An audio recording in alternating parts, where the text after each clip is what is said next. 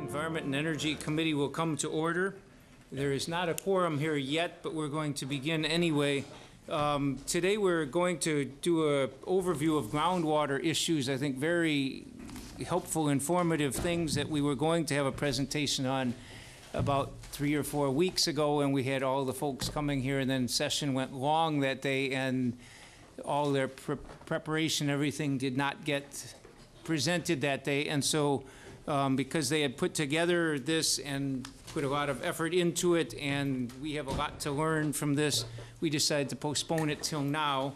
We also will have 4 confirmations to hear after that, but the first hour and a half we're going to have with the presentation on groundwater, both understanding the resources and managing them. And I think this should be, I mean, I've seen some of the documents that are in our packets, and it's a very informative thing. So with that, I'd like to, and by the way, I did invite some House members who were interested in water issues, and Representative Peter Fisher is joining us. And but I think this could be very helpful to us, and what we'll just do is go through it, and if people have questions along the way, members, please catch my attention. And with that, Jason Mokel from Department of Natural Resources, you're going to introduce it. Thank you, Mr. Chair and members. Appreciate the invitation to be here today. My colleagues and I are going to present a lot of information fairly quickly. Somebody has likened it to trying to drink from a fire hose, so if we're going too fast, do please interrupt so we can clarify, because that's what we're all here to do, is just to make sure we're understanding information.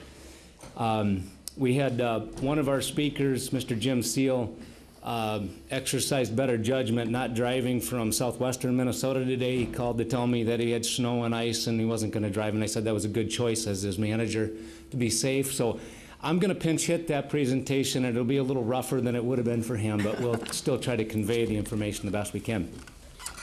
So with that, I want to start right into this and simply describe the problem that we're here to talk about. The problem that Mr. Mokel, I'm going to just interrupt to let members know all of these presentations have PowerPoints in our packets, and I think they're in order of the way they're going to be presented. So please go ahead. Yep, I believe that's correct. Thank you. And I should have said Jason Mokel, Department of Natural Resources, for the record, Division of Ecological and Water Resources. The problem, simply stated, is that there are places in Minnesota where we are not achieving sustainability of our groundwater resources, and we are currently making decisions with a lack of information. And you can think about these as 2 key risks. Do we overuse the water, and do we contaminate it? And the presentations that you're going to hear today are going to talk about what we know about contamination and what we know about overuse. So I want to set some context. First of all, the importance of groundwater specifically, but also water in general, to our drinking water. Over 5 million Minnesotans rely on some source of water for our drinking water. Municipal systems, 2.7 million people rely on groundwater. Private wells, we have 1.2 million people relying on groundwater, and then about 1.3 million of us rely on some sort of surface water. And even though surface water sources are often relying on groundwater as a backup in case that surface water source is either contaminated or not available due to drought conditions. And some of the stories you'll hear today will illustrate some of these relationships. Bottom line is 75% of us rely on groundwater for our drinking water. I do want to provide just a brief preview here about the drought, and that is that, as most people know, starting last August, we got very little precip. We did make up a bit of that this winter, unfortunately, because frost had set into most of our soils. A lot of the snow melt that we've had this spring has run off. That's fine and great for streams and lakes and rivers, wetlands. But we're not getting the same recharge that we would typically get into our groundwater. Precip patterns projected this week might help with some of the recharge, at least in the southern half of the state, because we believe soil frost is starting to come out. We'll get some recharge. But we are in a dry condition, and this was particularly felt hard in southwestern Minnesota, and some of the examples that I'll talk about later were really, the impacts were stronger because of the drought than we'd otherwise would have seen. There's 2 recent news stories that I wanted to highlight for you that kind of illustrate why this is such a strategically important issue for the state of Minnesota. One was a story last December in the Duluth News Tribune, and I thought the quote from Mrs. McKay here, whose well had gone dry, Well, she said, I didn't think it was possible to run out of water in the land of 10,000 lakes. We've never had a problem before in the 14 years they've lived there, and several of her neighbors' wells had gone dry. Now this is in the center of this circle is a picture. This is where Mrs. McKay's residence is, where her well is. And you see all those light blue and blue dots, those are wells nearby her home. But the point I want to illustrate is if you look at this, that arrow points to 1988. There were just over 30 wells in that vicinity, that 1.5 mile vicinity of her home back in 1988 when we experienced the biggest drought that we've experienced on record in modern times. Since that time, we've got 160 wells now in that particular area. And this kind of illustrates the problem. Little by little, 1 year after year after year after year, we continue to add pressure on our groundwater resource. And at some point then, when we get drought conditions, we realize, oh, we maybe have surpassed some thresholds of capacity. This just illustrates that very nicely. The other major article headline that I wanted to bring forward is paying the price of crop fertilizer at the faucet. And this was a story that depicted, the challenges we face with nitrate in our groundwater and our drinking water supply. The folks from Department of Agriculture are going to share the information that they've been collecting with you on all that. So where are these water supplies? These red triangles that you're looking at illustrate where communities who rely on surface water are located. Two of the biggest ones are Minneapolis and St. Paul, Duluth, and then several others. The Grand Rapids area in particular, the Arrowhead, because of the limited availability of groundwater, tends to rely more heavily on surface water. This map, all these blue dots represent community groundwater supplies. As you can see, this number far outweighs the number that are on surface water. It illustrates that we are very heavily dependent on groundwater. There are over 670 communities that rely on groundwater to meet their water supply needs. And then when you pepper the state with all the private wells, you pretty much see that this is an issue that is relevant to everybody in Minnesota, no matter where you are. 250,000 private wells throughout the state. The challenging part about this is that we have a very complex geology. You're going to learn more about that from Mr. Setterholm. This is a map that provides a very simplified portrayal of our groundwater resources. Basically, the areas in the southeastern part of the state, highlighted in that sort of gold color. Groundwater tends to be more plentiful here. We've got multiple bedrock aquifers. Rather than if you look at the southwestern part of the state, that darker green and all the way up through the Red River Valley, much more clay soils. We don't have the bedrock aquifers. The aquifers that we do have don't typically yield as good a quality of water as in the metropolitan and in the southeast, and also not as much. The central sands part of the state is typically pretty good for groundwater, but it's basically sandy aquifers and then crystalline bedrock underneath. And then in the northeast, we get into the very hard rock. Groundwater is generally not very available. So I want to bring this home in terms of sustainability a little bit, and I'm going to speak specifically about the metropolitan area, and then when I come back up a little bit later, I'll talk more about rural Minnesota. This map depicts by relative size of the circles, the amount of water being used by the communities in the Twin Cities area. The big red circles are Minneapolis and St. Paul, relying on the Mississippi River for water. And then the bigger green dots are all the groundwater, community water supplies. And then all of these little pink, magenta colors are distributed all throughout. Those are all the private water supplies throughout the Twin Cities area. But this is the kind of trend that we're starting to see, not everywhere, but in some parts of the state. And what this trend shows you is 60 years of record, a little more than that, in a monitoring well that we have out in the city of Orono by the Minnetonka Boat Works. What's clear from this trend is that on an annual basis, the water level in this well goes up and down. We see that in the fluctuations. But the other clear trend is the very consistent downward slope. What this tells us is that the amount of water being withdrawn from this aquifer cannot be sustained forever. We don't know when it has to be curtailed, but it cannot be sustained forever. So that's not sustainable. And by statute, that's not what we're supposed to be doing with our groundwater supplies. We're supposed to be managing for future generations. I would have you note that the lowest recording on record was last year. And the fluctuations that we're seeing on an annual basis each season seem to be getting larger. That's an indication of how much water we're putting on our lawns, frankly, during the summer months. So what does that really look like when you look at it? If you were to take a slice into an aquifer, and this is a very simplified graph, you put in a high volume well, be it a municipal supply, irrigation system, industrial supply, whatever, that's pictured here as the deep one. You start pumping, gradually you pull the water down and create this cone of depression. What can happen is that can interfere with the surface water resource, such as the wetland depicted here, or it can interfere with somebody else's domestic wells. Domestic wells typically don't go as deep as some of our high-capacity wells. Mr. Meckel, on the previous slide, we had the annual gaps and they were growing. Would that be mainly in the metro area in greater Minnesota where there's not as much of it going to lawn use? Or is it similar because of agriculture, irrigation, or is it vary well by well? Mr. Chairman, it's a great question. Actually, we're seeing that similar kind of increased magnitude in even our agricultural areas. The places that are getting the most use, we're seeing that expansion, exaggeration, if you will, of that vertical seasonal effect. It's a great question. Senator Eaton. Thank you, Mr. Chair. The thought I had, I was wondering if the increased use of water in different industrial processes, if that has had an impact at all? Generally, Mr. Chair and Senator Eaton, generally speaking, our use of groundwater for industrial uses has been pretty flat. Okay. It's a great question.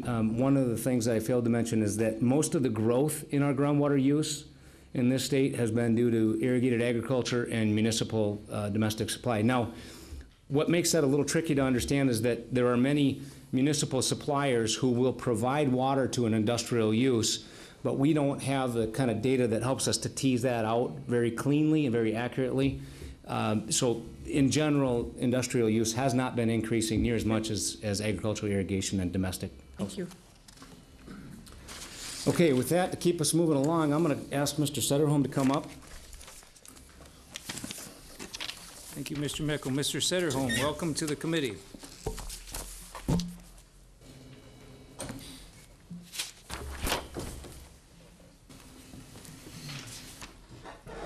Mr. Chairman, members, thanks for this opportunity. My charge today is to expand on the complexity of our groundwater resources. I want to be clear, I'm not here to tell you how difficult it is to do what we do, but rather just to make sure you're aware of all the different natural and cultural phenomena that affect groundwater and how we manage it. I would say that the groundwater science community in Minnesota is particularly well organized, cooperative, and coordinated, and I'm sure they're up to the job. The geologist's perspective on groundwater is defining the container that groundwater exists within. The distribution of earth materials at the land surface and beneath it determines where water can enter the ground and become groundwater, called recharge. It also determines where water can collect and reside in significant and pumpable quantities, what we call aquifers. And it determines where water will eventually discharge back to the land surface, supporting lakes, streams, springs, and fens, and other surface water features. This is a simple cartoon cross-section of a couple of different situations common to Minnesota. On one side of the screen, we have sandy soils and sand aquifer immediately beneath the land surface. On the other side, we have very clay-rich soils and glacial till that tends to impede the flow of water. So a rain cloud comes over the top, we get precipitation, which would logically lead to recharge. We get much more recharge on the side where there is porosity to allow that, and permeability to allow the recharge, and porosity to store the water, as compared to the clay-rich situation. So same rainfall, but a much different outcome depending on the geologic setting. Geologic complexity is certainly something we need to understand as we manage groundwater. I've taken this map of the bedrock geology of Minnesota. All the green areas are igneous and metamorphic rocks that for the most part do not supply groundwater to us. They're non-aquifer materials. So over that entire green area, perhaps 2/3 of our state, we have to rely on groundwater within the glacial sediments that overlie the bedrock. This is a cross-sectional view of the glacial materials in the Brainerd Lakes area. The yellow parts are aquifers, the green parts are non-aquifer materials. You can see it's a rather complex picture. This is because of repeated glaciations with the original distribution being complex and then compounded by erosion with each successive glaciation. So this is one of our most challenging settings to map in, to get this right. And it has impacts on things like, you can look at one of these large aquifers, put a monitoring well in one place, and it may not be telling you about land use or conditions immediately above it, but things taking place a long way away from there.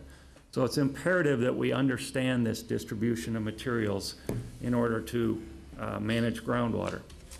If we then look at those places where we do have sedimentary bedrock, mostly in southeastern Minnesota, but also a little bit in northwestern, what we have is a layered sequence of sediments, many of the layers being aquifers, and they are separated by materials that are non-aquifer materials. This has a lot to do with the Twin Cities' ability to support the large population that exists here. There are a few places in the state where we have that abundance of water and those kinds of uses. Beyond geologic complexity, there's complexity in the input of water into the groundwater cycle. Our rainfall varies by a factor of 2 from southeastern Minnesota to northwestern. As I said, the amount of rainfall is not the only controller on recharge.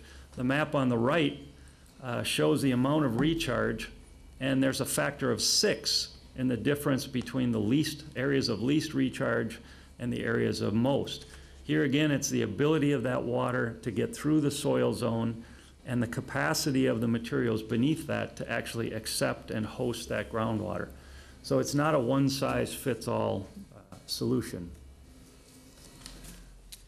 Groundwater systems also have complexity in time, and this one I think is vital for us all to understand.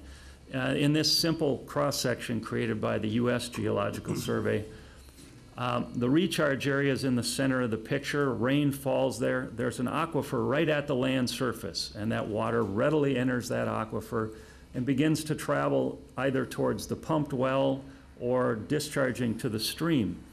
Because that aquifer is right at the land surface, that time of travel can be just a matter of years or days. As we look deeper on this cross-section, we cross what are called confining layers, earth materials that don't convey water readily. And if we look at the age of the water in those confined aquifers, they go up by orders of magnitude. The center aquifer, we might find water hundreds of years old. In the bottom aquifer, we might find water that's thousands of years old. And this is exactly what we see in the Twin Cities Basin. We can produce water that's 30,000 years old from some of these older wells. And this leads to a couple of complications. One is it gives us a false sense of security.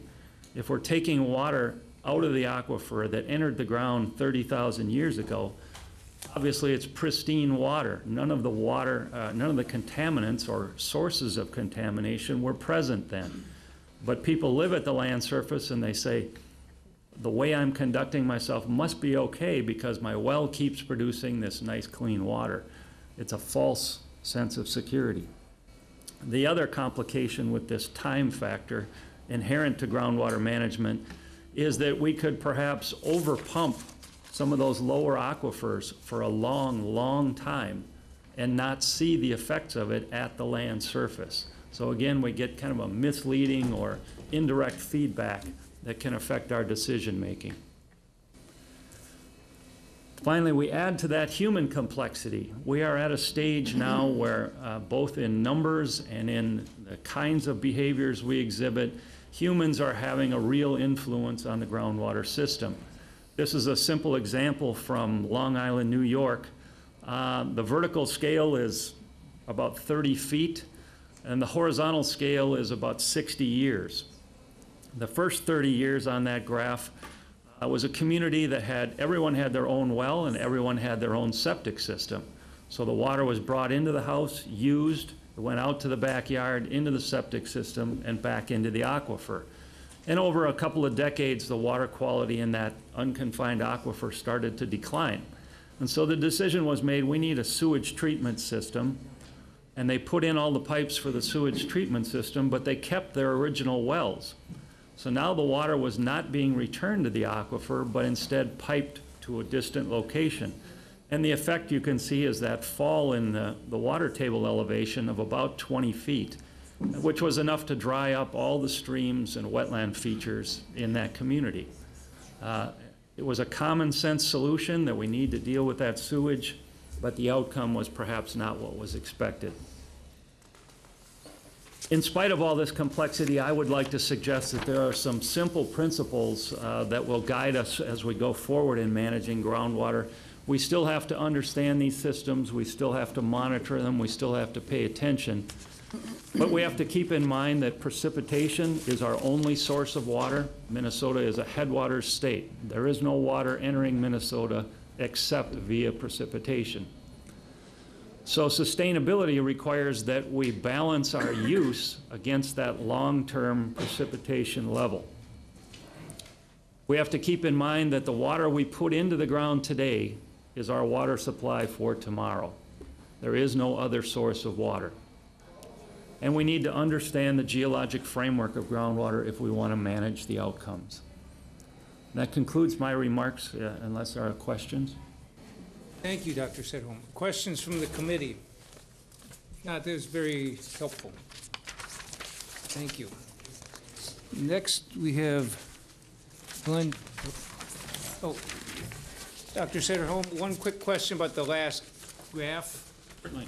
That was where we've done where we've completed the surveys. Oh, yeah, I just had that along in case there were questions. I run the County Geologic Atlas program at the Geological Survey. And this is a map of where we have projects finished and where we have them underway. We're accelerating that program as best we can to get the state covered as quickly as we can. Thank you. Thank you very much. Mr. Skuda.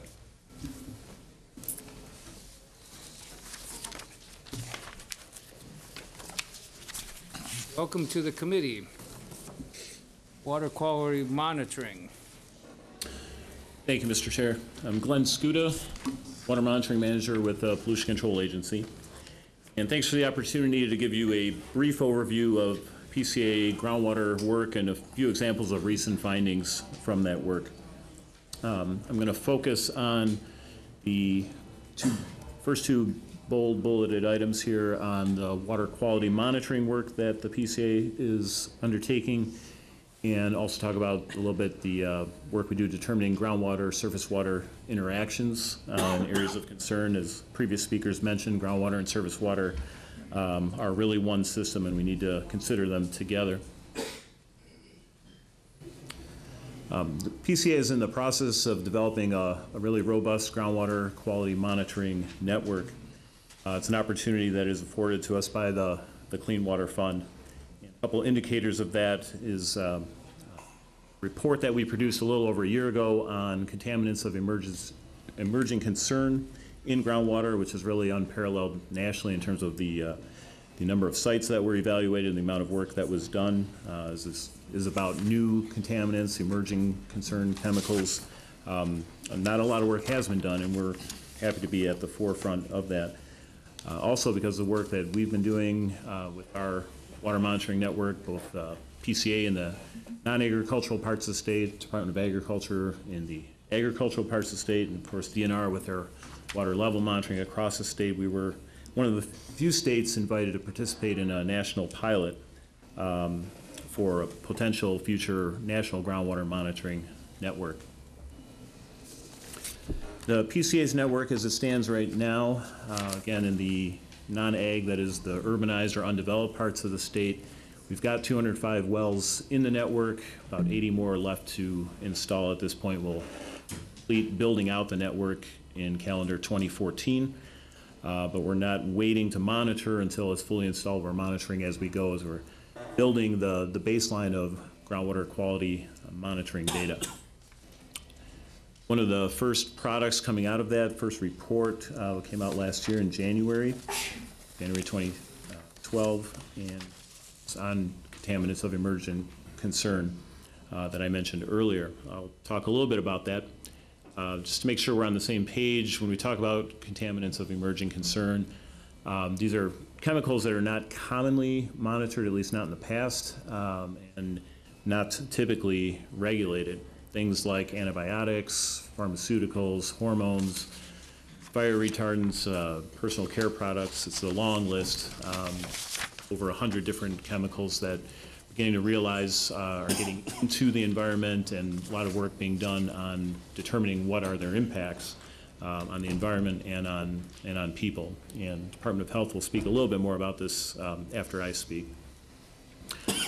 Briefly, in the study that we did, we looked at 40 of the wells in our network, and we actually selected the wells we thought had the most likelihood to be contaminated, kind of a worst case scenario, so that as we're starting this work, if there were major problems found, we could get a jump on addressing those things.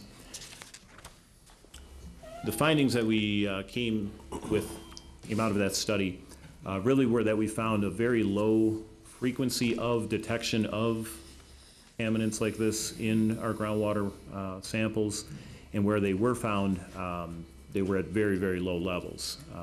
This was even though we chose wells that were worst case scenario, most likely to be contaminated. So good news that they were not found very frequently and found at very, very low levels. Bad news that they were found at all. A little more detail, we found emerging contaminants in 13 of the 40 wells that were monitored, and endocrine active compounds would be a subset of chemicals that are known to have an impact on the endocrine system, the hormonal system, were detected in 3 of the 40 wells. We did have a couple wells in the study that were chosen particularly because they were down plume from old unlined landfills, and those were the wells that had the highest level of contamination, not surprisingly. But we will continue to do further monitoring to refine this assessment because the presence of these chemicals does bear watching, and over time we'll be able to see are we getting more or less detections? Are we seeing higher or lower concentrations of these chemicals? And in fact, we will have an update to this report coming out this summer, which uses 3 times as many wells as we were able to do in the first study. So we'll have a more extensive report coming out shortly to see what are we finding as a baseline in our groundwater.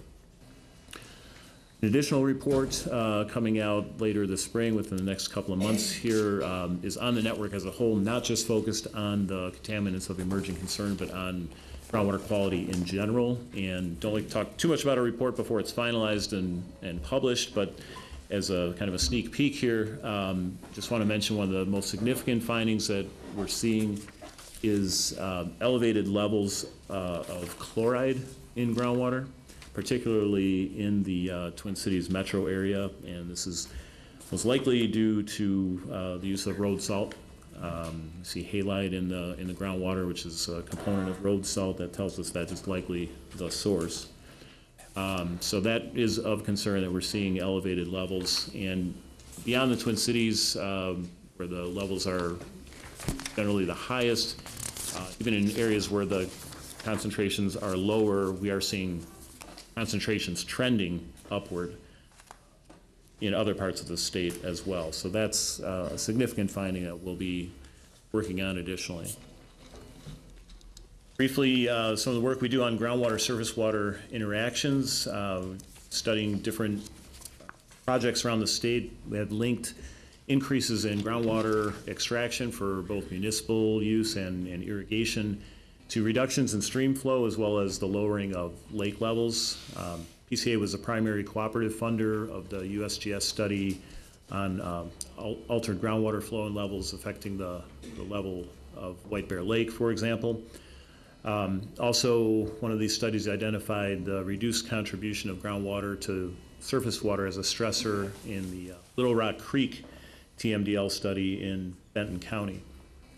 A little bit on that, a few graphs here. The basic findings of that study on Little Rock Creek showed that the graph on the upper left, where we have increasing pumping over the last several years.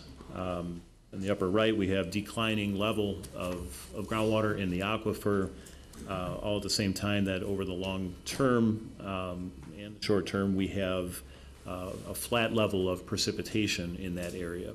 So the TMDL, the cleanup plan for Little Rock Creek, was just public notice in February, identifying the lack of water, or the decrease in stream flow as a stressor.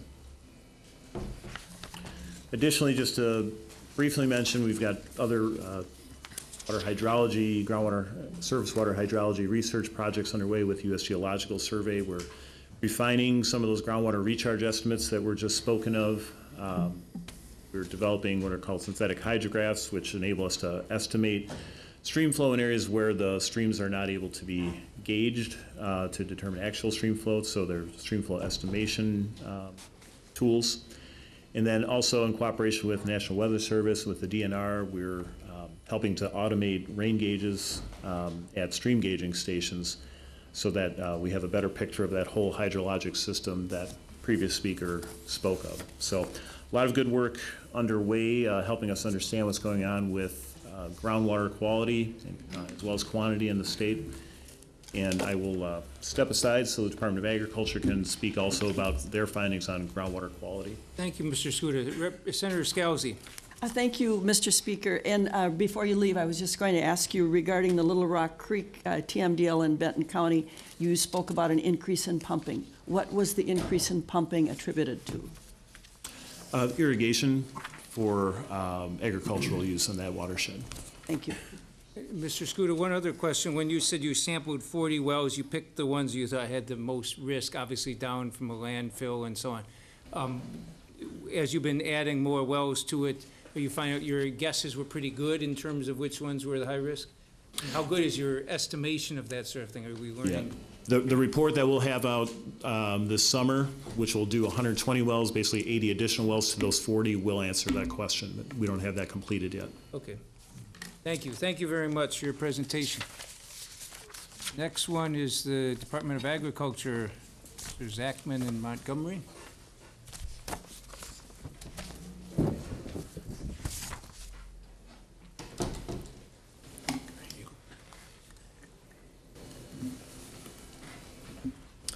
Good afternoon, Mr. Chair, members of the committee. My name is Joseph Zachman. I'm a research scientist with the Minnesota Department of Agriculture. I want to thank you for this opportunity to address you today. I'll be giving you a very brief overview of why the department monitors groundwater for pesticide contamination and some of our results. Pesticides are a broad class of chemicals, each with unique properties designed to control insect pests, weeds, and diseases. Those same properties can pose risk to human health and the environment, and we know that some of these pesticides leach to groundwater, and we share people's concerns about their exposure through drinking water. If there are pesticides in drinking water, how high are the concentrations relative to known risk? And even if concentrations are low, what about unknown risks like exposure to pesticides in mixtures, endocrine disruption, and other concerns? So we monitor groundwater to gauge potential risks from the use of pesticides. And our monitoring networks are designed primarily for agricultural pesticides. The photograph shows the typical placement of monitoring wells near the edge of an operating farm field in the highly vulnerable sand plains of central Minnesota. In the sensitive karst bedrock areas of southeastern Minnesota, we monitor in groundwater springs. MDA's monitoring efforts as a whole represent an extremely rare long-term data set that's now entering its 29th year. This map shows our current groundwater monitoring locations distributed among 10 different pesticide monitoring regions shown in the small map further to the right. The pesticide monitoring regions were developed jointly with the University of Minnesota and other state agencies, and each is characterized by unique factors like climate, cropping practices, soils, and groundwater vulnerability. In 2011, we analyzed 276 groundwater samples collected from 171 wells or sites. We recently used Clean Water Fund dollars to purchase state-of-the-art laboratory equipment that can find pesticides at lower concentrations than ever before and allows us to increase the number of pesticides in samples analyzed. Each sample is analyzed for 110 different pesticides or degradates, and that amounts to about 30,000 individual analyses annually. Approximately 40 pesticides or degradates have been detected. Most are found in fewer than 4% of all the samples that are collected. One or more of 5 corn herbicides can be found frequently in vulnerable aquifers, and the MDA has developed best management practices for the use of these herbicides. No pesticide concentrations are exceeding the Minnesota Department of Health drinking water risk levels. Here are some detailed results for a corn herbicide called metolachlor, known commercially as Dual, and its degradates. These are among the most frequently detected compounds in the central sands groundwater. The upper graph on the left-hand side of the screen shows that median concentrations have fluctuated over the last decade and are several hundred times lower than the Department of Health's known levels of concern for drinking water, the sub-part per billion range. The lower graph shows detection frequency. For the metolachlor parent, which is the bottom red line on the screen, detections have been declining since the year 2000. However, the detection of degradates, the upper lines, appear to be steady or gradually rising at 40 and 70% of our samples. The metolachlor degradates appear to persist in groundwater environment of the central sands, and such persistence is a concern to our monitoring program. This graph shows median concentrations of atrazine and its toxicologically significant degradates in the central sand plains over the last dozen years. Although these compounds are frequently detected, concentrations have decreased significantly, from a quarter of a part per billion in 2004 to very low values over the last 4 to 5 years, values so low that they're near the limits of our ability to detect them using our laboratory equipment. Here are detailed results for the corn for atrazine and its degradates in 3 DNR fish hatchery springs in southeastern Minnesota. Median concentrations in the upper left-hand side of the screen shows that detection frequencies are high in all the springs that we, the median concentrations appear to be in general decline, and the graph on the lower half of the screen shows that detection frequencies are high for all the springs. And for one of the degradates, we find it in nearly 100% of the samples. These trends are very different from those in the central sand plains. In southeast Minnesota, we can see radically different annual results based on intense spring rainfalls or worsening drought. Senator Rosen. Thank you, Mr. Chair. And Mr. Zachman, is that correct? What do you attribute the decline to? I'm an old retired agronomist, Mr. Chair, so. Are you referring to the decline in atrazine concentration? Yes. Mr. Chair and Senator Rosen, yes. The decline in atrazine concentrations in central sands? The decline is due to a variety of factors, many of which date back to the mid-1990s when the atrazine label reduced and further restricted the total amount of atrazine that could be applied per acre. In addition, the Department of Agriculture developed best management practices that set goals, suggested restrictions on the total amount of atrazine used in the central sand plains to be used, and have been engaged in a number of education and outreach campaigns with farmers to make them aware of the situation related to atrazine and groundwater contamination and the reasons to be concerned about reducing its use to the greatest extent possible to protect the resource. So, It seems to be working. so on Senator Rosen's point, then, in other words, went from 0.2 parts per billion to non-detect levels in a decade kind of thing, largely because of best management practices, or? Mr. Chair, in addition to the reductions on the label, we would like to believe that our best management practices and promotion contributed to that decline as well. Please continue, Mr. Zuck.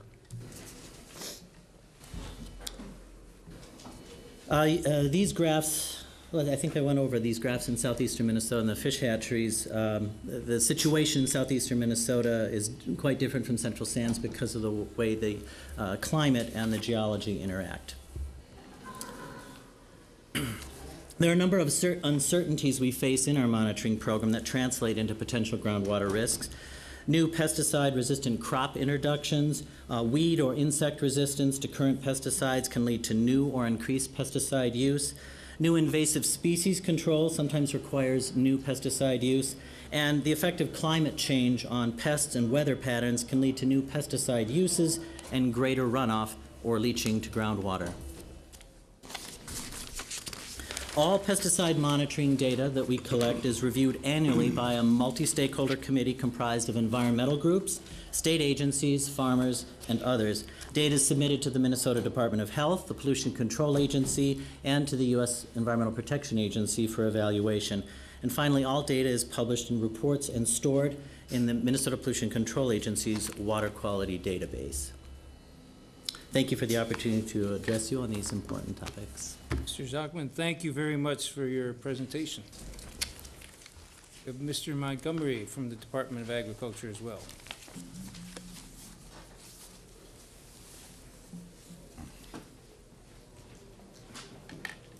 Mr. Chair, committee, thank you very much for the opportunity to be here. My name, again, for the record, is Bruce Montgomery. I'm the section manager of what's called our fertilizer non-point section at the Department of Agriculture. And I'm quite sure when Jason made the introductions about the fire hose, he was specifically talking about me. We have a number of things to go through today. I'm not sure if we'll get through them all, but similar to the House presentation, we'd be more than happy to come back or meet individually on any issues that might be of interest to you. What I'm here today to talk about is the issue of nitrates in groundwater. We're going to be throwing a lot of contaminants at you this afternoon and how we're going to deal with them. And my role at the department is to help the agricultural community and the state move forward where nitrates have significantly impacted groundwater supplies in agricultural areas. Nitrate by far is our most common contaminant that we find across the state. I'll talk about a little bit about the frequencies and where in just a few minutes. And a little bit different than what Dr. Zachman talked about with pesticides, nitrates are somewhat unique in the fact that there's multiple origins from where this source can come from, including commercial fertilizers, manures, and so forth, as well as from our precious soil organic matter contributions as well. In terms of the concerns that we have, the primary concern is health concerns with infants. We've known this, that excess nitrogen or nitrates in groundwater supplies and drinking water supplies, to be specific, are a problem. We've known about this probably since World War II on, and through good public health and through good regulations and well codes, a lot of these health issues impacting infants has been significantly reduced. So we feel really good about that. From a farmer's perspective, I think the question that a lot of them are asking themselves is how do they minimize impacts to ground and surface waters, while at the same time trying to think about things like economics and how to optimize yield potentials as well. One other thing different than Dr. Zachman's presentation with pesticides, there is no substitutes for nitrogen. It's going to be with us for a long, long time, along with the associated problems. There's no substitutes for this very, very valuable nutrient. But fortunately, through good land-grant college research, both on state and federal levels, an enormous amount of best management practices have been developed over the last 20 to 30 years to help us with many of these challenges.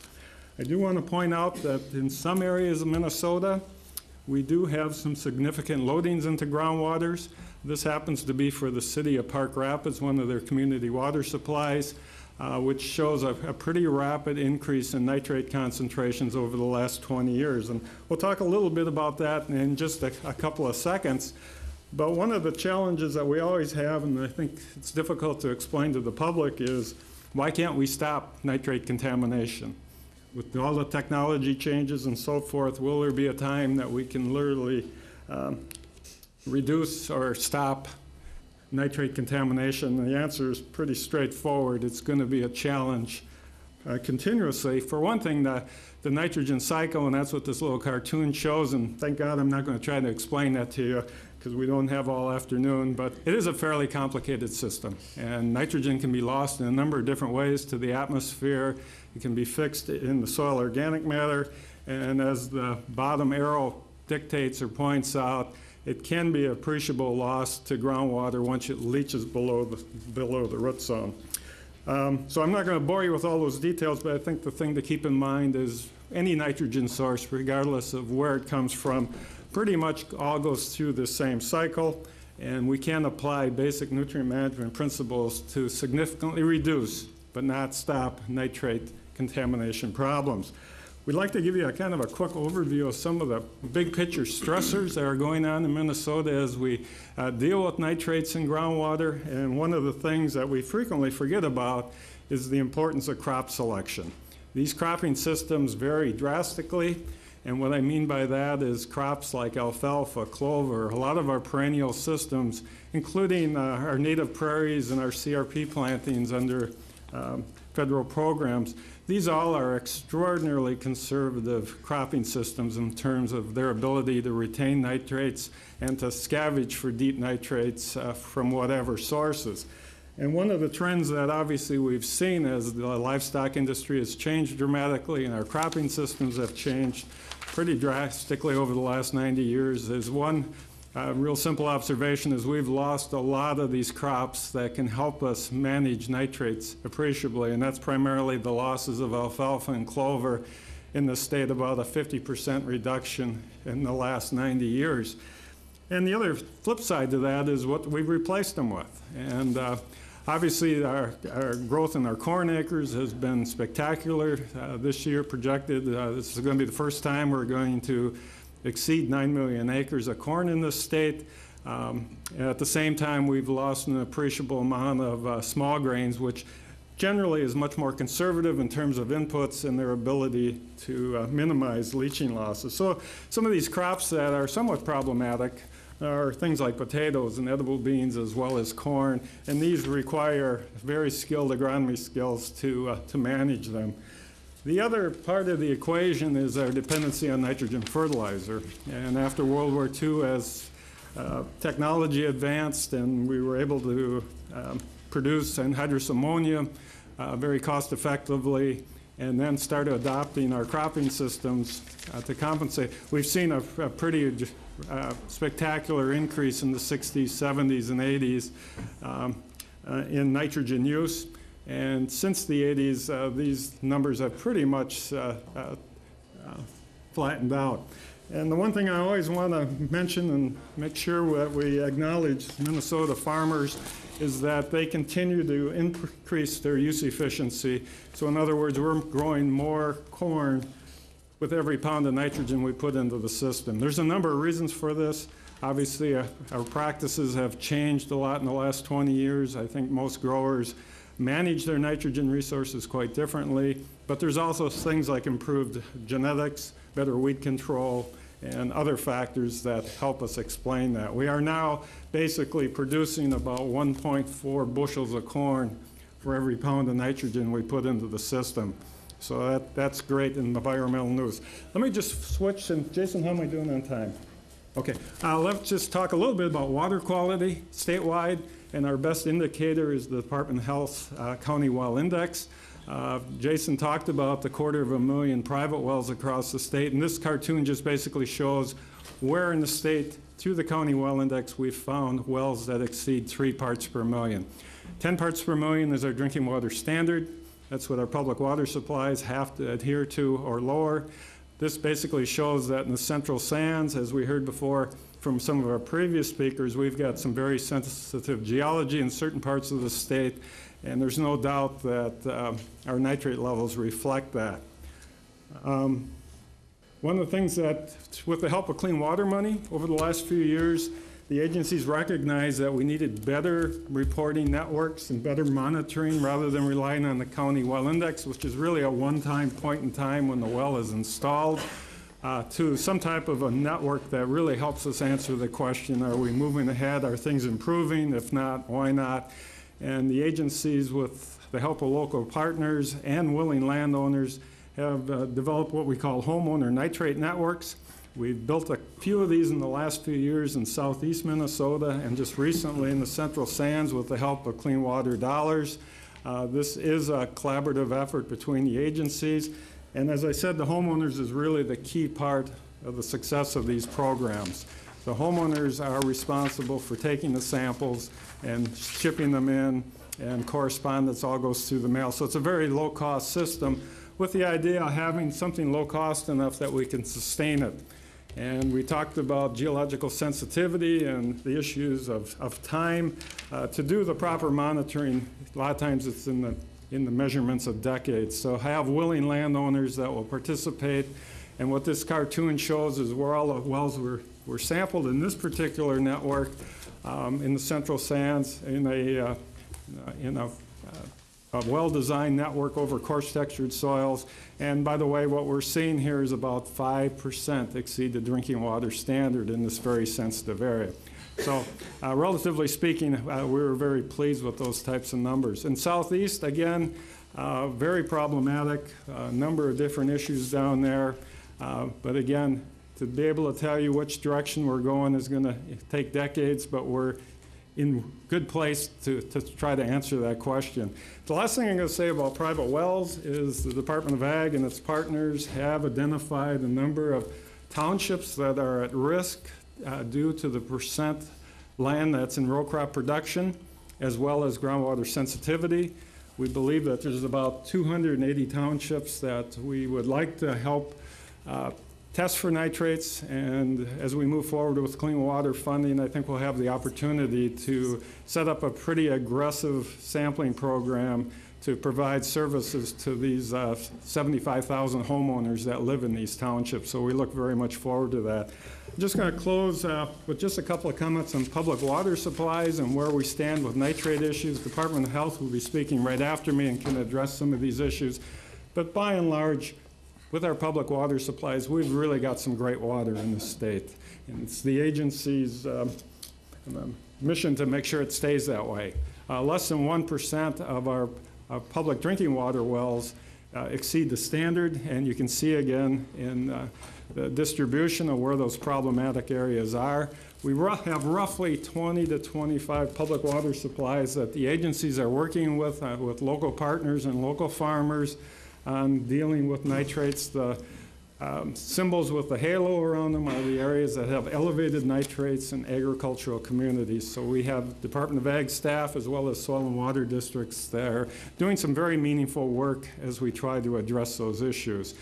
Just one word about the Park Rapids area. There's other community water supplies that have also seen some very fast increases in nitrates. You've probably been hearing about the city of Hastings, Perham, Park Rapids, Verndale, Lincoln Pipestone. There's a wide variety of them that for whatever reason we've seen, and usually it's because of groundwater sensitivity, seen some fairly rapid increases. What's at stake here if we don't do anything?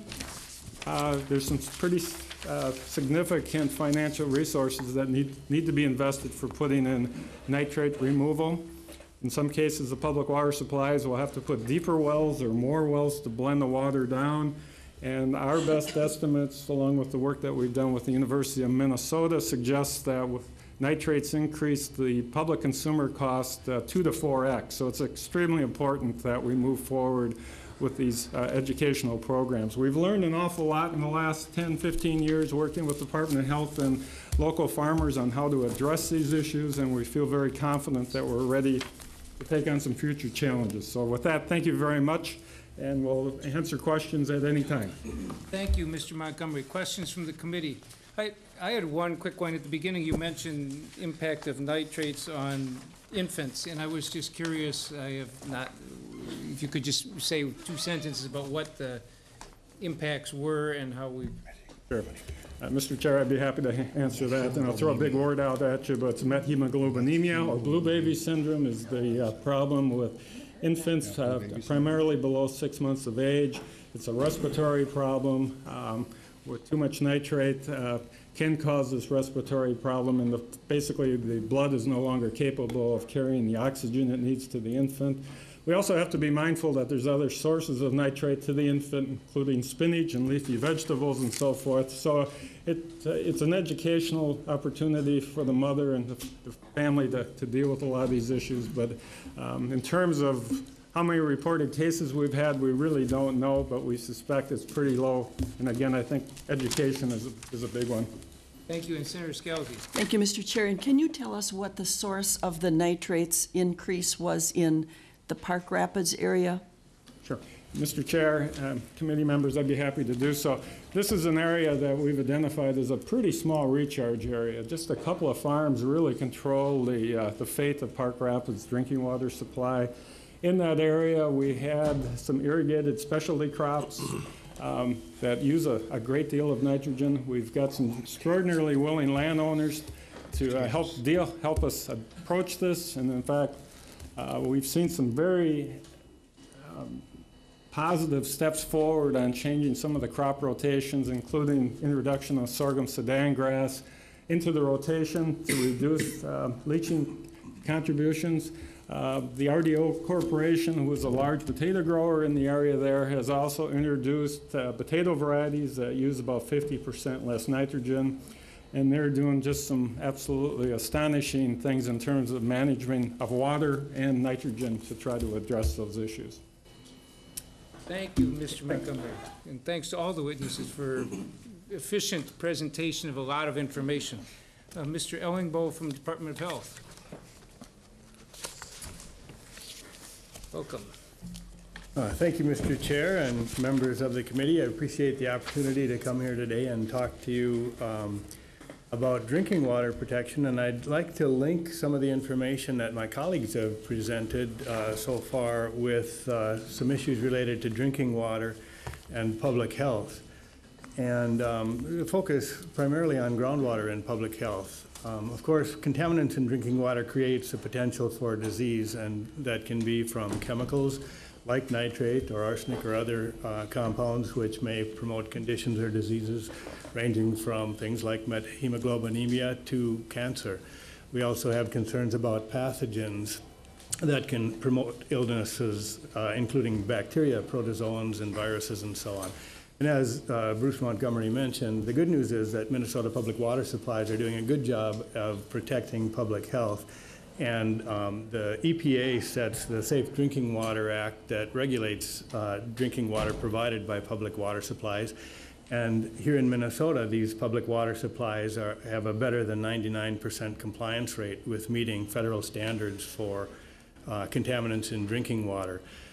The good news also is that we feel that the majority of private wells in Minnesota provide a safe and adequate supply of drinking water that, again, helps protect public health by having a low level of contaminants. There is some bad news. That is, there are some private water supplies that are at risk from contaminants, and our knowledge about drinking water quality related to public, or rather private water supplies is limited. We also know that the number of potential contaminants in Minnesota is increasing. Most of these are unregulated when it pertains to drinking water. And we do have ongoing needs to evaluate those potential impacts on public health.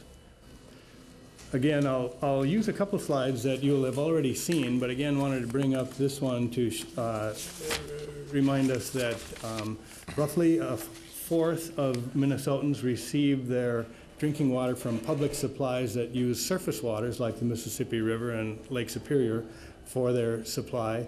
About a quarter of our population is on private wells, and a little over half of our citizens receive their water from groundwater served out by public water supplies. Again, you've seen this slide. This includes all of the wells across Minnesota. There's over 11,000 wells used by public water supplies, including municipalities and resorts, businesses, schools in rural Minnesota, and so on. And there's also over 250,000 private wells that serve out groundwater for drinking water to Minnesotans. As you've already heard a bit about, groundwater sources across the state vary widely in quality, from those sources that require no treatment at all because of the pristine nature of that groundwater, to those that may have contaminants much like those in surface water, which is affected by our activities at the surface. And some groundwater sources are quite similar to surface water because they're affected by them. We call those groundwaters under the influence of surface water. Surface water and groundwater like that require a substantial amount of treatment in order to meet the Safe Drinking Water Act requirements for contaminant levels and to make it safe for drinking. Again, contaminants can be both naturally occurring and anthropogenic, related to our activities here at the surface. They can include microbial contaminants, including bacteria, viruses, and so on, that may make their way down into groundwater supplies in a variety of ways. It can include chemicals in a wide array that I'll talk about in a minute, but including arsenic and nitrate and PFCs. Things like nitrate, of course, contribute to methemoglobinemia or blue baby syndrome. Arsenic over the long haul could contribute to cancer, and there's a wide range of things that may affect health that, if not controlled for in drinking water, become a concern. There can be naturally occurring radiological elements in the soil or in bedrock, including things like radium. And then I'll touch on what we call contaminants of emerging concern, which is something that we've seen a lot of attention given to over the last several years, not only in terms of environmental contaminants and their potential effects in the greater environment, but also in relation to public health. Society uses a lot of chemicals. We find that over 80-some thousand chemicals and polymers are in use here in the United States. And we find our science improving not only in terms of creating chemicals, but also in detecting them. Our laboratory equipment is getting better and better, and we're able to find things at lower levels in the water that we sample. And that's a good news and a bad news situation. Of course, our ability to detect those contaminants helps us determine where there may be a problem, but once we have that information, of course, then we have to evaluate the potential effects, whether it's in the environment or for public health.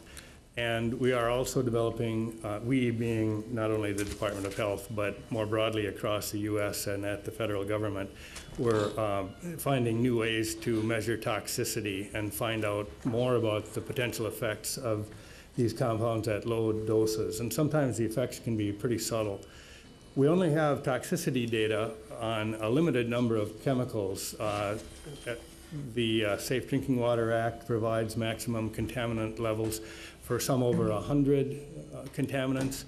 And then we also have information from elsewhere, including that developed at the Minnesota Department of Health, regarding toxicity of a variety of others. But again, if we have 80-some thousand chemicals present in the environment, we don't know whether they're present or not. If we detect them, we still need to find out more about their potential impacts, and we only have information on several hundred.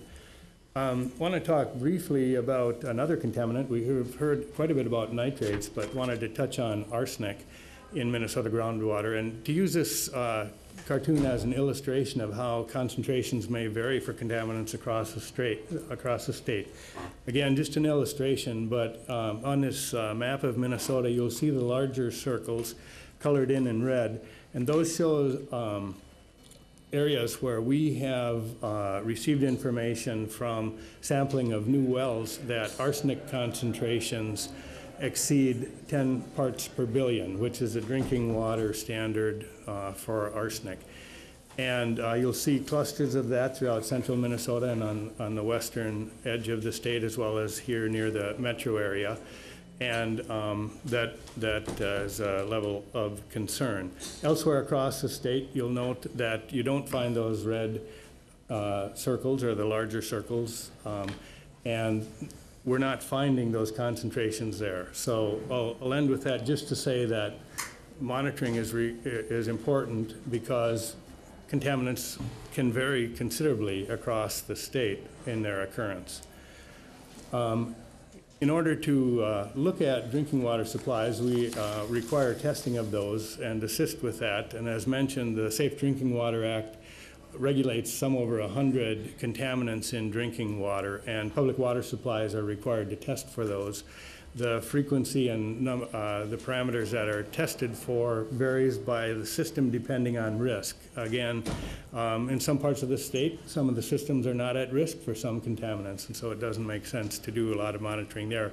Elsewhere, where there's a considerable risk or concern, we may test for some parameters frequently. Private wells, just to end on that particular note, the requirement to test for these contaminants is by law. It's by federal law. We administer that law here in Minnesota for the EPA. Private wells, those wells are only required to be tested at construction, and they're tested for arsenic, nitrate, and bacteria. After that, there's no additional testing required of the homeowners. It's up to them if they choose to test for contaminants. It's not that testing is not regulated. So a little difference between public and private requirements for testing of drinking water. We'd like to mention a bit about source water protection. In Minnesota, community public water supplies and what we call non-community public water supplies are required to develop source water protection plans to help prevent contamination of their supply. It's done by identifying and then managing potential contaminant sources within the recharge area for the well. It is required by our Minnesota rules. It's an effective and cost-efficient way to manage contaminant sources, hopefully preventing cleanup or treatment or having to drill a new well. So if you have a good supply, you want to keep it so. Private wells under law or Minnesota rules have setbacks, and so when they're constructed, they also have to manage contaminant supplies by placing those wells far enough away that we'll hope the impacts are minimal. So in summary, again, of course, drinking water is essential to growth and development here in Minnesota. We do have the potential to have an impact on both the quantity as well as the quality that can have concerns that relate to drinking water quality. Our contaminants can be both naturally occurring and anthropogenic, and this situation regarding unregulated contaminants is going to provide a challenge on into the future.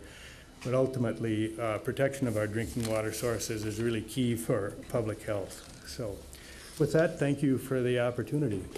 Thank you, Mr. Ellingbo. Questions from the committee? I had one about arsenic, because it's very heavy spots. Is it 100% natural occurring, or is there some reason that there's these clusters? Oh, Mr. Chair, thank you. That's a good question. The primary primary issues at play here in Minnesota are naturally occurring related to our geology and our glaciation. And so those deposits that are primarily represented by the circles that you see on that map are going to be primarily linked with naturally occurring sources. That said, there are man-made sources of arsenic that can, if they make their way to groundwater, be a concern. And so arsenic, of course, is used in a variety of compounds and for a variety of uses, and if that reaches groundwater, that too could provide then a source of arsenic in the groundwater. But the vast majority of this is going to be the naturally occurring, and just where geologically you see it on the map, that's going to be 90-some% of what we're seeing there, presumably? Yeah, without characterizing it specifically, yeah, right. The vast majority is related to geology and soil conditions, and so. Thank you. And Senator Scalzi. Thank you, Mr. Chair. And regarding arsenic, there's inorganic and organic. So there's some arsenic that's used in chicken production to make the chickens grow faster, quicker. Is any of that possibly leaching into this, or is this the organic? Mr. Chair and Senator, as you've noted, arsenic is actually it's an element that is beneficial in the right quantities, like many other chemicals are, at low concentrations and proper dosages. Again, most of our work would indicate that the sources of arsenic that are a problem for groundwater contamination are naturally occurring. If there were supplies that allowed arsenic used for feed or for other purposes that might allow it to leach down into groundwater, though that would be how it would occur, and whether organic or inorganic as it made its way there. That's where this issue of identifying potential sources of groundwater contamination and managing those or locating them away from the wells becomes important from a wellhead protection standpoint. Senator Rosen, do you have a question, a comment? Well, it's a more of a comment, Mr. Chair, and it's just, if anybody's ever been to Ojo Caliente in New Mexico, it is a natural springs, mineral waters that come out of the mountains, and there's 4 different pools, and you're encouraged to drink. They give you a glass, and you sit in these pools. I've done this place many times. It's lithium, iron, sodium, and arsenic. And so it's, yeah. So you sit there and you drink the waters, and it's supposed to be Small therapeutic. quantities, I hope. Small quantities, limited dosage. Yes. I don't know, but I'm just saying. Senator Osborne. Thank you, Mr. Chair. In the early 2000s, the federal regulation on arsenic changed from 50 parts per billion to 10 parts per billion or million. I can't remember which one it is. Are you aware of any of the scientific background that went into that decision? I'm sort of curious on if you know anything about this. I know it's back a decade. Mr. Chair, Senator, yeah, the change took place back in 2001 after a lot of work by the federal government assessing what they believed a safe level of arsenic concentration in drinking water would be. I won't claim to be an expert on having evaluated the work that they did to arrive at that number, but I will say that they put a lot of work into that assessment, and as is the norm for setting drinking water standards, they consider scientific studies and the potential impacts of those contaminants in in humans in order to arrive at those numbers. So, to summarize, I'm not an expert on how they evaluated that to move from 50 to 10. But I do know how long it takes to change a federal rule and how much work goes into the scientific evaluation, because there's a significant economic impact associated with that change. It meant that public water supplies who had concentrations between 10 and 50 now had to look at installing treatment in order to achieve that lower level. And so that's at least, not only are the health effects looked at when EPA changes a rule, but the economic impacts. That's why I say they put a considerable amount of effort into that evaluation. So, Thank you very much. And I want to keep moving because we have quite a number of people yet. Thank you, Mr. Ellingbo. Keith Buttleman from Met Council, managing groundwater in the metro area. Welcome to the committee. Thank you, Mr. Chair and members. Again, for the record, my name is Keith Buttleman. I'm Assistant General Manager for Metropolitan Council Environmental Services. Assume this is the right. There you go. The 2005 legislature directed the Metropolitan Council to address water supply needs of the metropolitan area, including developing a master water supply plan and the supporting technical information and the tools to analyze water supply issues. So in response, we put together a small staff and developed some significant analytical tools. The workhorse of our analytical capability is the groundwater flow model that allows us to show the impacts on our aquifers of various rates and volumes of pumping.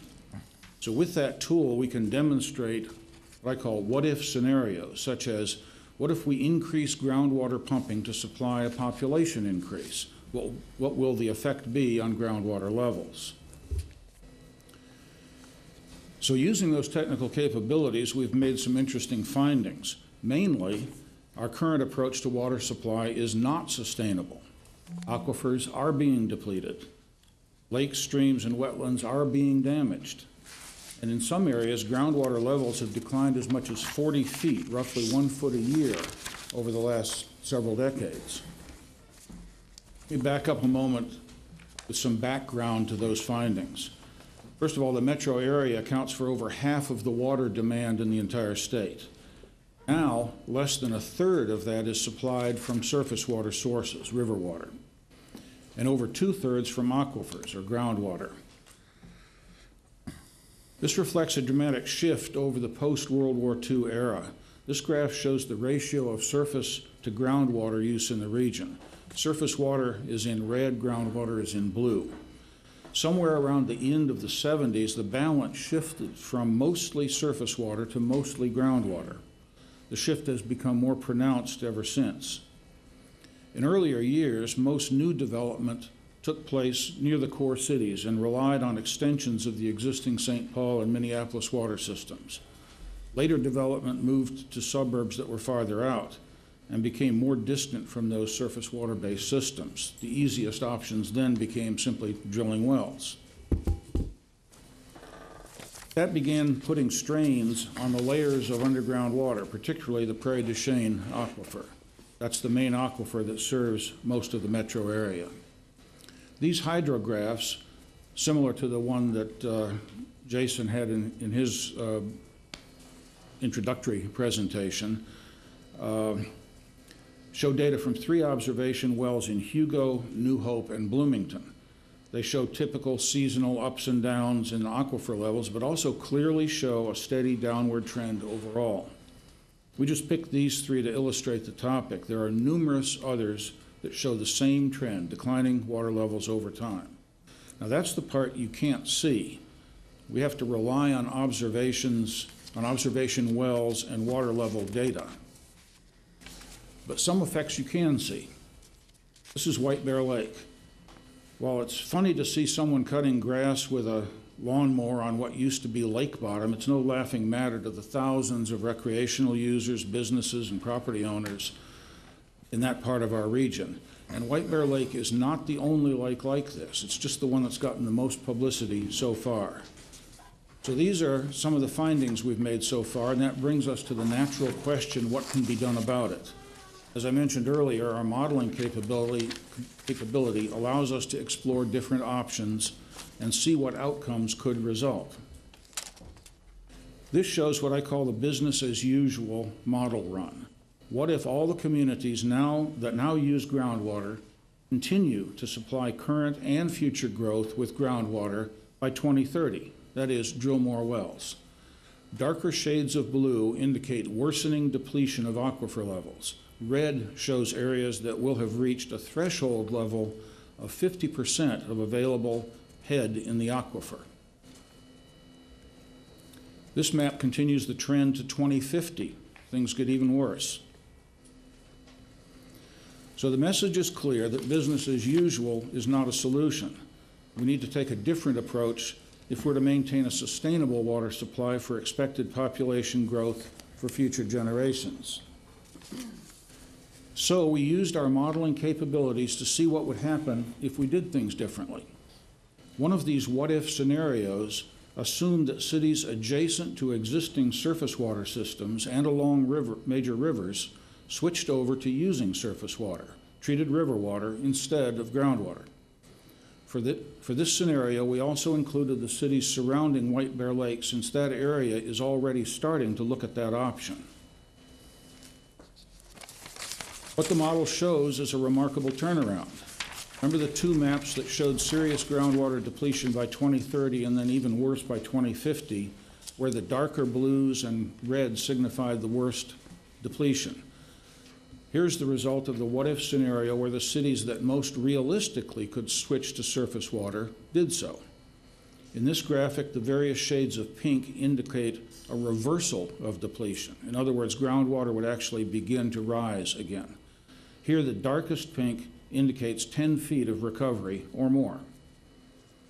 So we can project a major improvement if we were to reverse the trend toward using mostly groundwater for future population growth and instead rebalance the ratio of surface to groundwater reliance. And that leads to the questions, can the rivers handle that demand? This shows our 3 major rivers in the metro area with an average flow of 4.7 trillion gallons per year through the metro area. Our 2 major water supply systems that use river water, St. Paul Regional Water Service and the Minneapolis Water Utility, together use about 39 billion gallons for water supply, or about 2% of the available Mississippi River flow. Both also have excess capacity right now. Obviously, rebalancing such as this would not easily happen. It would require extensive engineering feasibility studies and design analyses to work out the details, not to mention the political agreements among the potential suppliers and customers of the resulting expanded systems. And most likely, one or more new surface water-based sub-regional coalitions would need to be formed. Meanwhile, we also need to focus on maintaining, enhancing the groundwater recharge capacity of our aquifers by emphasizing lower impact development practices, and create and take advantage of opportunities for reuse of stormwater and wastewater. And as always, we need to continue to emphasize water conservation at the domestic, commercial, and industrial levels. All of this requires collaboration at many levels and will be very challenging, but we need to start working on this very soon. Be glad to answer any questions. Thank you, Mr. Buttleman. Questions from the committee? Senator Hausman. Thank you, Mr. Chair. To Mr. Buttleman, the Metropolitan Council has many different jurisdictional authorities. I'm just curious, is the Met Council providing this as an advisory, or are you claiming actual jurisdictional control over water and water supplies? Because I'm not certain that you actually do have that. We do not. Okay, thank you. So this is a purely advisory function at this point. Great, thank you. Evaluation and measurement right now. Yes, and I believe, Mr. Meckel, you're the one who's going to do the rural one because Mr. Seal was stuck in the snow. It's hard to believe with baseball season underway, we're still talking about snow.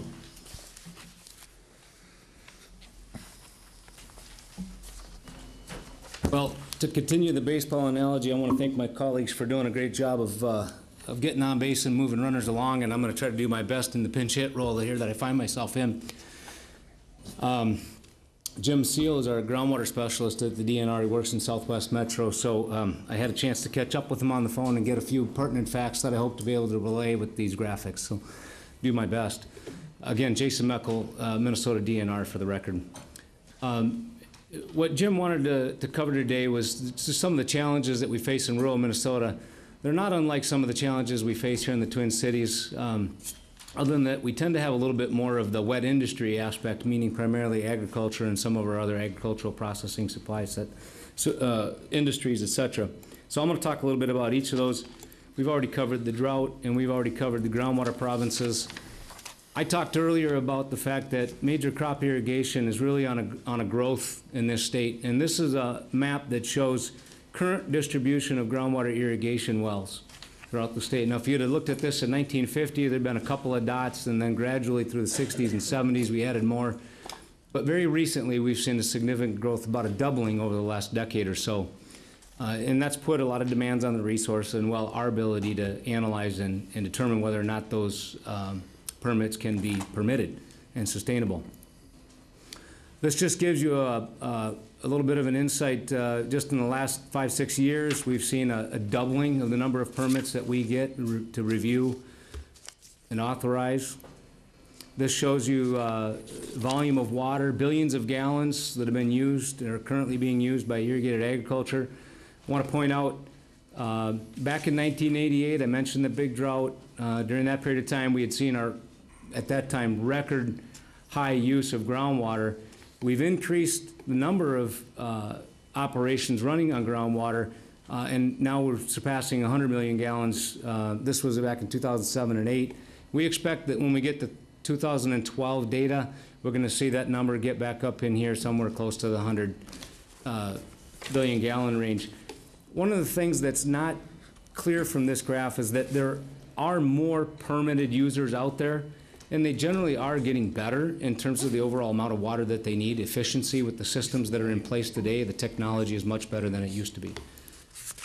So what I want to do now is take you to a couple of sites here. This is Granite Falls Energy on the Minnesota River. Granite Falls Energy is an ethanol plant. They produce 70 million gallons of ethanol, use about 110 million gallons of water to do that. When they initially started up, They did not have a surface water supply lined up. Came to us for a groundwater supply. They installed 2 wells. Those are indicated here, and they began drawing water for their production. One of the things that we told them was that this was a pretty limited aquifer. We didn't think it was going to be able to sustain their needs, and in fact, that's exactly what we saw happen as soon as they went into production, indicated by the mouse here. Water levels in that aquifer began a very precipitous decline. They were able to get their surface water, meaning the Minnesota River supply, online, and when they did that, then it took another 4 years, another 4 years for that aquifer to actually fully recover. Now, last year, we talked about the drought. Their supply from the Minnesota River became unusable for a period of time. They switched to groundwater. Again, we saw the precipitous decline, and since that point, they're going back and forth a little bit between the surface water and groundwater, trying to make this work and reduce their impact on neighboring uses. We have set some thresholds, and this is something that's been more recent, and that is when we're going to have to modify pumping, and in this case, we've even set a threshold for when pumping must stop. Talk briefly here about rural water systems. We've talked about municipal water supplies. Rural water systems are more common only in the southwestern part of the state and up in the northwest. There's 6 of them currently. And I'm going to talk a bit about Lincoln Pipestone rural water. Lincoln Pipestone in the very southwestern part of the state is in a bit of a unique position because, as we talked about earlier, the water supplies here are limited. They're also not of the greatest quality. They tend to have high sulfates and iron, which makes them not very good for agricultural uses. That doesn't work well with young livestock in particular. And Lincoln Pipestone is now serving 40 different communities, 4,000 different hookups, and using about as much water as the entire city of Mankato. They also have some issues, though, in that there are calcareous fens, which are a very rare type of wetland I'll talk about, and then the endangered Topeka shiner, which is a small minnow that's only found in this part of Minnesota. One of the things I'll mention about southwestern Minnesota that's kind of complicated the situation is that we've known for a very long time that this part of the state is not water rich.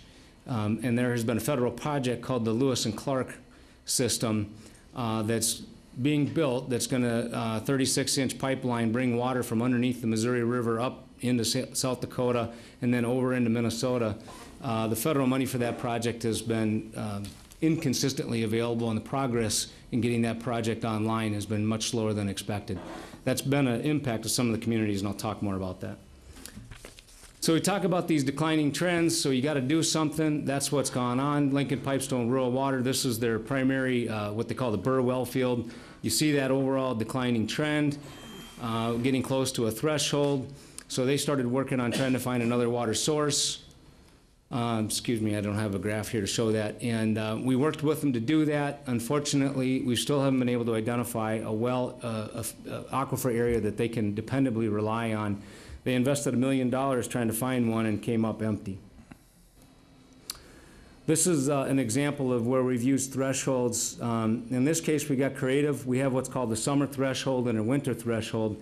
And this is for our calcareous fens. And I've got a graphic here that'll illustrate that. But essentially what we're doing is saying that during the summer months, these fens are much more dependent on and more sensitive to fluctuations in water level.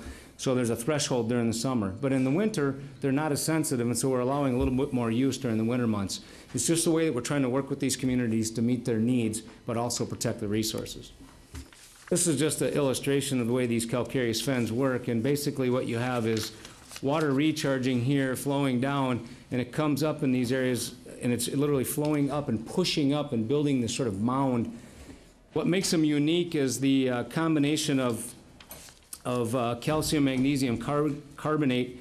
It's a high pH, and only certain types of plants are able to survive there, and so they're fairly unique and they're rare, and we don't have very many of them in Minnesota. They are protected by statute, and we're not allowed to permit a use that's going to de-water a calcareous fen. There's a picture of the cute little Topeka shiner. One of the things that the rural water systems in southwestern Minnesota are concerned with and talk to us about is the fact that we're seeing an increase in pattern tile drainage and the increase in the irrigation. Those things are putting additional pressure on the resource, both from how's it affecting recharge, but then also how much are we pulling out of the ground.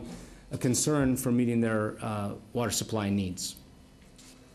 I think we have some examples here. Marshall, again, you're starting to see this pattern. We've got an overall declining trend. This is 20-some years worth of decline, but clearly not a sustainable pattern.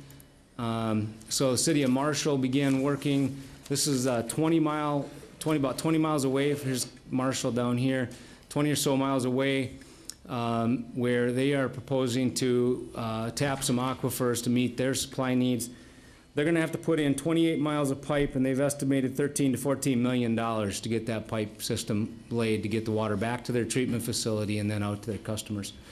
Lincoln Pipestone, I mentioned earlier, these red dots, this is the area that they were looking to tap into, but unfortunately we had the calcareous fen down in here, and when they installed the monitoring system, did their aquifer test, we saw impacts on the fen, and we said, you're not going to be able to pump at that level, and they said, well, if we can't do that, we got to go out somewhere else. The community of Worthington, this is one of the communities that was intended to be hooked up to that Lewis and Clark system I talked about. The delays in that system were really problematic, and the drought hit this community hard last year.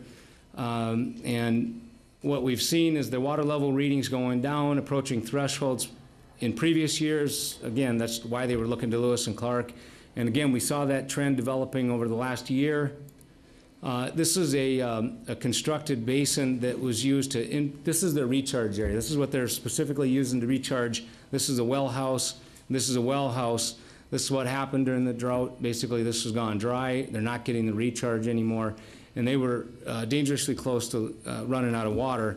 And they finally implemented a watering ban on lawns in October of last year. Now, that's just another shot of what it looked like.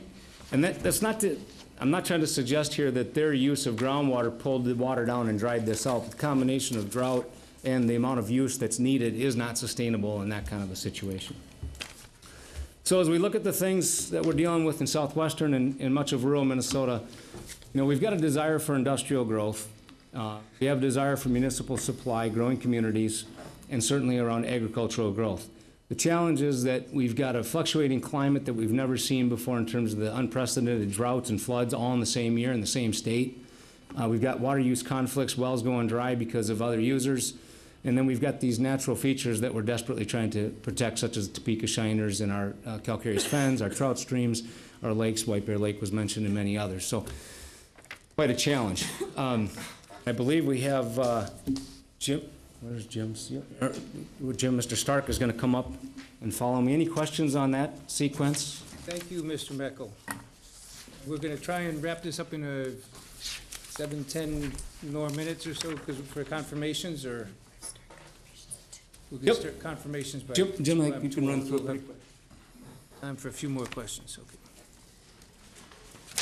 Welcome to the committee. Oh, sorry. Let me get you up there. Sorry. Senator Marty, members of the committee, it's an honor to be here. My name is Jim Stark. I am the director of the Science Center for the U.S. Geological Survey here in Minnesota, and I want to talk to you a little bit about sustainability. To continue this analogy, it's about the ninth, and I'm here to keep us out of extra innings, and I will try to do that. So I'm going to talk about sustainability of water, where we are, in my opinion. These slides you've seen before are White Bear Lake. They've become our poster child for water sustainability. The effort to address sustainable water for our future generations is a collaborative effort, and it is an effort that's gone on for about 5 years in Minnesota. Many people have been involved in that throughout the state. Some of them are listed here. As someone who doesn't get a paycheck that says Minnesota on it, I just want to tell you that you have really knowledgeable and hardworking people within state and regional government who are working on this issue, and you ought to be proud of what they're doing. I know in my role I get to see what's going on in other states around the country, and the work that you're hearing about here today is far ahead of what most states are doing. My summary points are as follows. Minnesota has, at this time, a really unique opportunity to ensure sustainable water for the future. A great deal of work has already been done on this topic. The missing pieces are being put together. I really want to emphasize that groundwater and surface water are a single resource. We're here today to talk about groundwater, but you're going to hear me talk a little bit about streams and rivers and lakes because they are a really important part of that of that equation. And I also want to talk to you about the importance of water budgets. As critical as budgets are for fiscal matters, there is equally critical for water. And we really need to understand water demands and budgets, which are the flows through systems, as well as our water and storage. What do we mean by sustainable water? They're listed here, but in a nutshell, that means using water without causing problems for future generations. Should we worry about water sustainability? Well, we really should. We face growing demands and competition for water in this state, and sustainability, if there's one thing I want to emphasize, is that sustainability of water means more than providing water, adequate supplies of water for human needs. It's much more than that. Sustainable water management means accounting for water used as well as water to support our streams and lakes. So if you think of the light blue in this photo as a kind of a typical aquifer in the state, there's a great deal of water stored in that aquifer, a tremendous amount in our aquifers, in our streams and lakes and rivers. But only a very small part of that, just that upper surface of the blue, light blue shown on this slide, is available to us on a sustainable basis without affecting our aquifer systems, but more in particularly our streams and rivers and lakes. So it's just really the rind on that orange, if you will, the peel on the orange that we have that we can use on a sustainable basis. So like our fiscal budgets, we need to know what our revenues are, that in this case is precipitation, and what our obligations are, water needs for humans and for the environment. And we need to do this through an accounting and budgeting process. We also need to be aware of those who can't speak for us, so ecosystems and need to be a major consideration in the water sustainability discussion.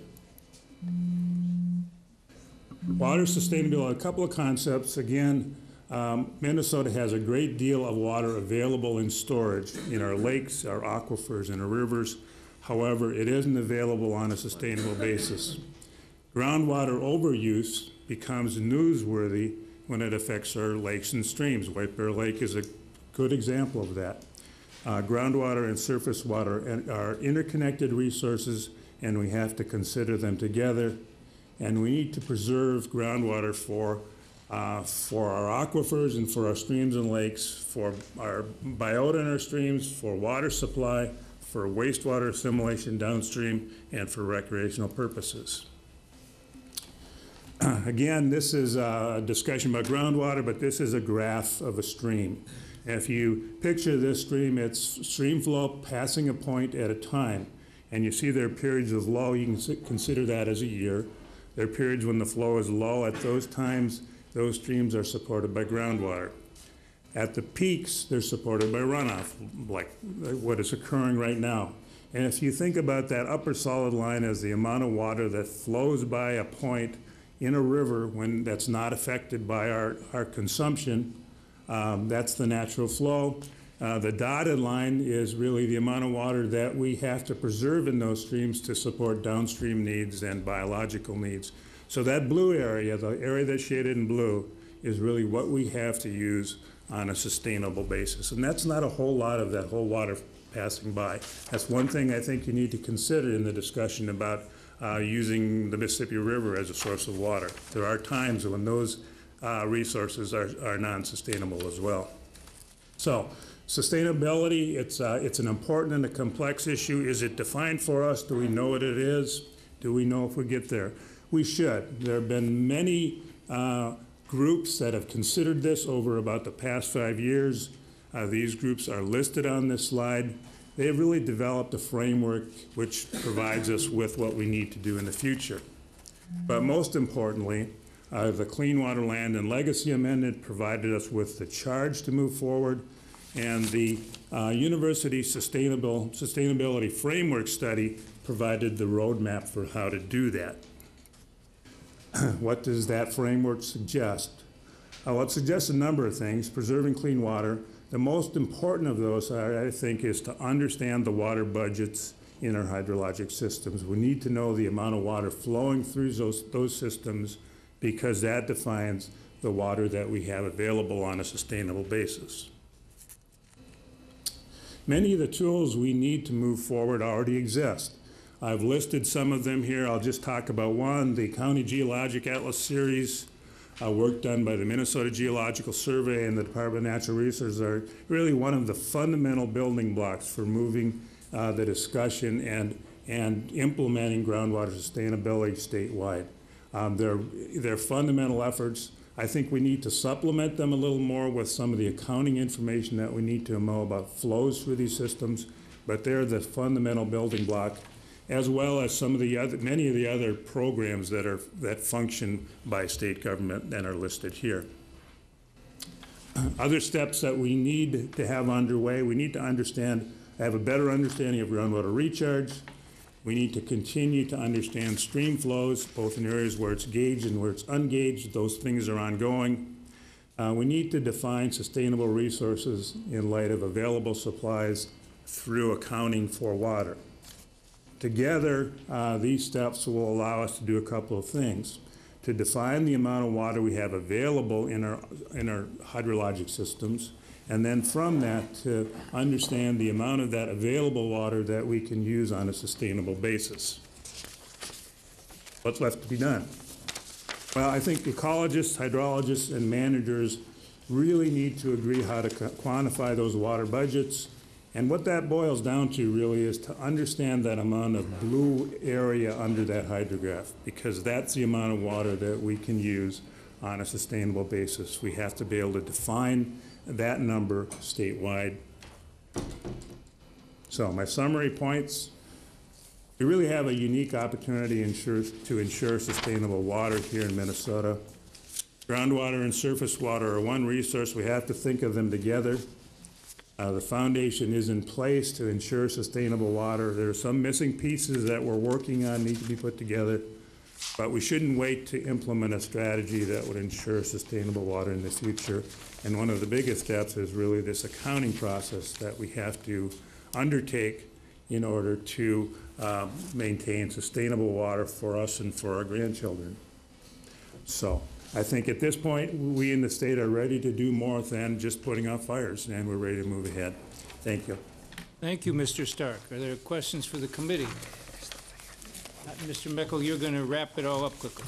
Well, Mr. Chair, in the interest of time, I mean, I could offer a few summary comments, but if we're behind schedule, okay. So, Well, and I think Mr. Stark just offered some of these, but you know, I hope that the impression we've left you with is to understand that we are not managing sustainably in some places, but we are actively working to address these information gaps. You've heard about those.